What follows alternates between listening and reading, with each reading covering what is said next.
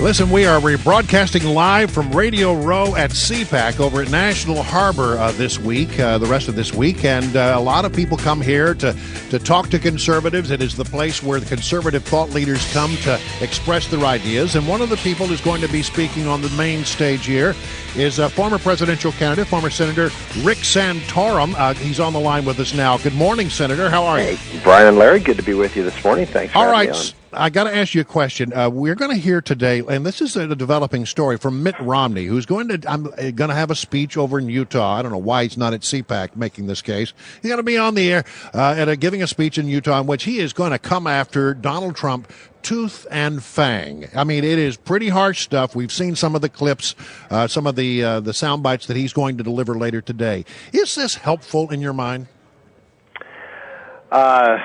Well, all I can say is that this is an important election, and we have to put our best foot forward. And I think everybody has a right to weigh in as who they think is the person who should be representing the Republican Party and the conservative movement. So, look, this race isn't over, Brian. I mean, everybody keeps thinking, "Oh, the race is over; it's an inevitable."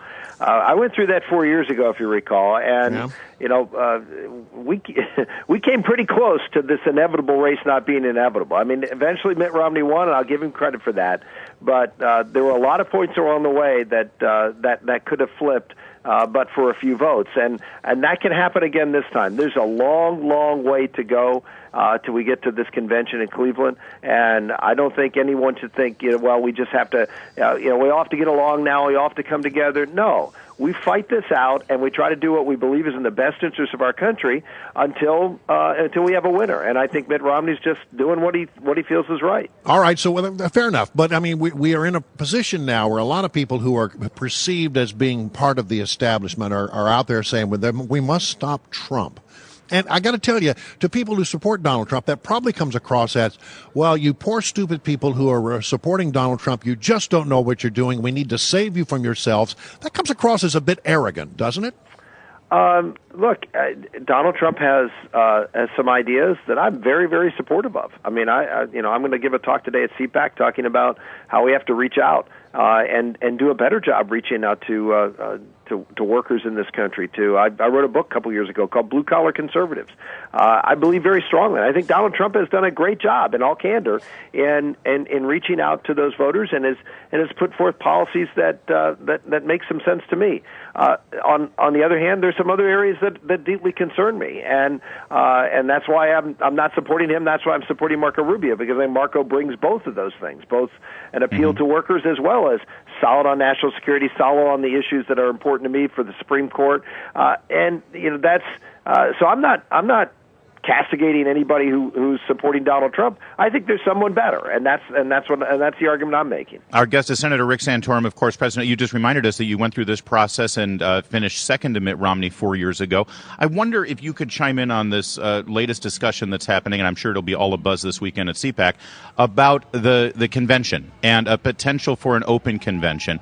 If a candidate goes through this process and secures vastly more states and vastly more delegates than everybody else, and yet the potential is there for that candidate to not get the nomination through maybe a procedural maneuver at the convention. Is that a healthy thing? Is that a good thing? And would you support that? I don't see any procedural move that can be successful. What happened after the 2012 election was two things happened. Number one, they changed the rules at the convention. Well, it's not at the convention, but after the convention, to make sure that all the delegates that were selected during this primary process were bound. And only 2 or 3 states, I know Colorado and North Dakota, are the only 2 states that I'm aware of where the delegates are not going to be bound by the votes of the people in the states, which means, Colorado and North Dakota are not huge states. So. But real fast, my understanding is if nobody has the delegates on the first ballot, then at that point the delegates are free to vote for whomever they wish. That's right. My understanding of the rules. If Donald Trump is able to go out and get the delegates on the first ballot, the rules are in place. He's going to win the nomination. If he doesn't, then he doesn't, in my opinion, he has a claim saying, well, I won more than everybody else. Well, yeah, but I can tell you lots of situations where you have those types of elections, right. And they end up at a convention, and the person who finished with 48% didn't get the nomination. That happens all the time. It happened in Iowa, in a congressional district, just 2 years ago.